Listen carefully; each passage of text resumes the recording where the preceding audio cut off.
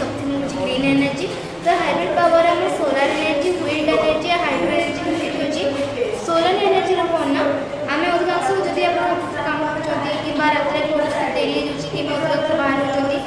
तो आमे साधारणतः घरे लाइट अधिकांश जळे नै अंधार जे घर अब बेले आमे लाइट ऑन कर भूली भी जाऊ तो आमे सेते बेले घरे को यूज कर पारिबा ना सोलर। आमे जे घर छात ऊपर कि बारंडार सोलर लगे देबा और एरिया सेंसर फिट कर देबा लाइट डिपेंडिंग रेजिस्टर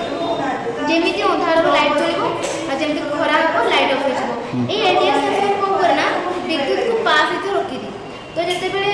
बैटरी विद्युत संरक्षित होइला जेमिति राती होला संगे संगे विद्युत पास करके गला सकाळ होला माने विद्युत जाय परिबोनी तो एमती हम विद्युत को सठिक भाव व्यवहार कर परबा अधिक अपचय भी होने प्रदूषण मध्य कमी जीवो। सबुठ भल कथा है आम सूर्य शक्ति को व्यवहार करा कि आलोक शक्ति को जहाँ हूँ औषधि अणयोग्य आम यहाँ व्यवहार कर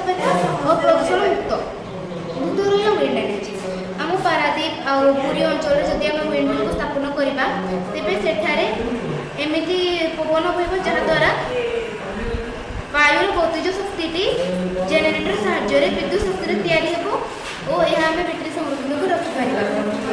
आम जानते सर आम कन्याकुमारी कन्याकुमारी तो एमती विंड भी लगी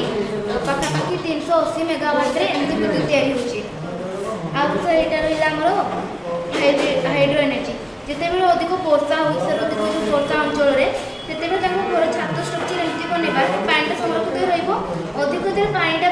फुल से पाइप साहाय्य यह तले पड़ो और टर्बाइन टी बुलवा आरंभ करदेव विद्युत तैयारी हो आम संरक्षित कर रखिपर कि व्यवहार कर जिते बड़े ये पानीटा ओभर लिक ये पानीटा ओभर लिक हो वाटर फिल्टर लगेदेवा से जो ओभर लिक पानीटा रहा सेटा आम पीवा उपयोग कर चाष कम व्यवहार कर कि निजे व्यवहार कर आदि रहा आजिकल जानते सर अम्ल बस्ता भी होती तो से पानीटा ना सीधा सब पी पारे